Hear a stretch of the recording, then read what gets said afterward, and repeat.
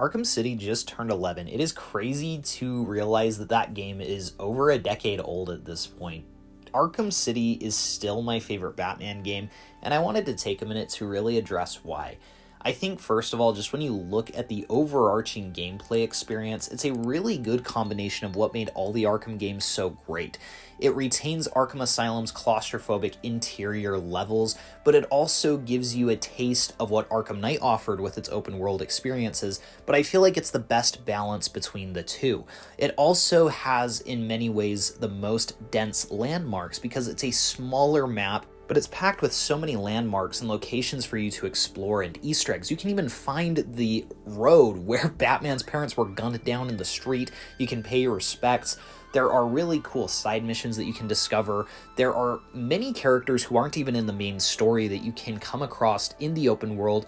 You can have little boss fights with, and the world just feels densely layered with Easter eggs and with characters, and this feels in many ways like the complete package. Now, obviously, there's things like the Court of Owls, which have recently become a huge part of Batman's mythology since 2011 that couldn't be in the game because they weren't really developed enough in the comics to have been conceived for Arkham City. But in terms of what many people define as Batman and what makes him so compelling, Arkham City just checks all the boxes. It has a really epic and compelling story that feels both original but also true to Batman's world. And then it puts you in a city that feels unique, but also accurate to Batman, and it feels very in line with his character development.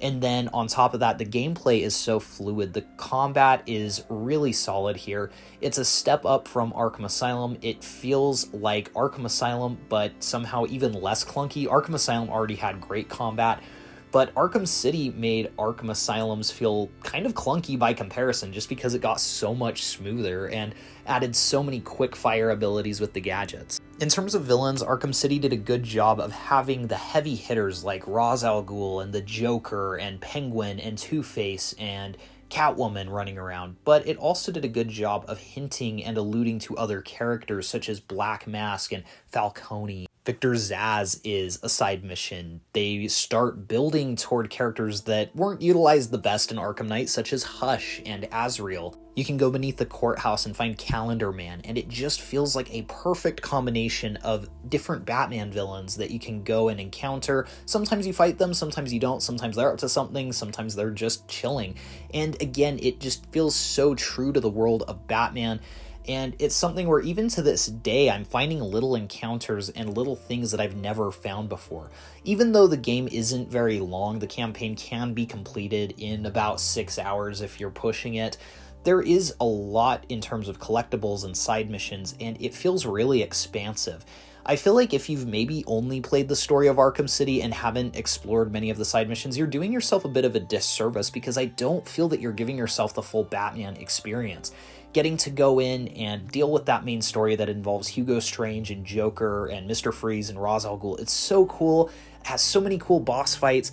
And again, to me, it just feels like the most balanced Arkham experience. But I think that to space out some of those big, heavy-hitting plot points with going and investigating someone that Hush has taken out, or going and finding where Deadshot used as a sniping position to take out his targets, and then trying to figure out who's next on his hit list so that you can save him, or going and thinking that you found a cure for the poison that Joker has put in you, only to find that it's Mad Hatter messing with you and trying to put you under his control. There's so many characters, and this really was the game that got me even more invested in Batman than I already was. I was a huge fan of the films, Arkham Asylum, of course, the Lego Batman games, and I was a fan of his Rogues Gallery and many of his comics, but there were even more characters here, such as Hugo Strange, that I really hadn't put much stake in as a Batman fan until I played Arkham City. And now, looking back on it nearly a decade later, it is amazing to see how much more I know about Batman since when I first booted up the game, and how many times I've played through this game, and the fact that it still doesn't feel old to me is really telling about just the quality of this game. The gameplay for me never dips, the story never dips in interest. I can play this game pretty much non-stop, any part of it. You could boot me up at any save of this game, and I would have a blast going forward. I'm a fan of all 4 base Arkham games, and I even like most of the spin-offs as well, at least to some degree. I think that the one potential critique that I would give Batman Arkham City isn't even in the base game, but that I feel that Harley Quinn's Revenge, the DLC, potentially left a bit more to be desired, but that is such a small nitpick. I mean, the fact that there was a DLC extended story that let you play as Robin was really fun. The fact that this game let you play as Catwoman in the open world, as well as Batman, added an interesting twist and an interesting perspective to the game, and it extended some encounters with characters such as Two-Face. Two-Face has an arc that feels more complete when you have the Catwoman content that you're playing through her episodes as well. If you don't have that, his appearance almost feels more like a cameo, whereas it feels like a full-on role when you get to play as Catwoman as well. Or there's a sequence with Poison Ivy that you don't get as Batman if you don't have the Catwoman content. And getting to go again through these locations, getting to see the Sionis steel mill that has been converted to Joker's lair, getting to go through Penguin's museum, it feels like they evolved everything that they did with Arkham Asylum and took so many great things, such as the atmosphere of the asylum, and applied it to each individual character. Getting to see each of these characters operate from a lair in a smaller map, and getting to see the gang wars and how they erupt, and getting to see the ecosystem of Gotham under a microscope really gave you a sense of what it feels like to be Batman in the most dire of circumstances. Everything about it feels so true to the character, but it still managed to surprise so many of us. Again, it's densely layered with various things to do. You can answer phones to try and triangulate Zsasz. You can go and find corpses of people that you can start to predict is Hush, but you're not quite sure until the end, and then you know for sure, yep, it's Hush.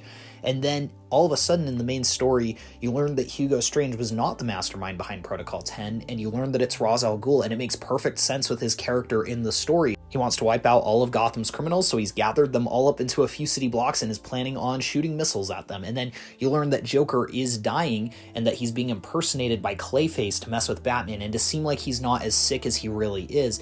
It's all utilized so well, and Paul Dini, who's the head writer of Arkham City, really showed his expertise with the character and showed how he is an absolute masterclass writer in Batman's mythology, and I wish he'd returned to Arkham Origins and Arkham Knight so that we could have seen more of it, because again, we just saw these broad strokes of a master writer of Batman who can utilize very familiar lore and elements that we're all familiar with and still craft a surprising story without trying too hard to subvert our expectations or trying to confuse us or pull the rug out from under us. It all feels in line with the universe, but it also feels so fresh and so new, and it goes to show that a character, even who's over 80 years old like Batman, as long as you put the right writer behind them and as long as you put the right creators who have the right amount of passion for the character, you'll still get something magical and unlike anything you've ever experienced before. So I really love Arkham City. It's in my top 3 video games of all time, right up there with The Last of Us and BioShock Infinite,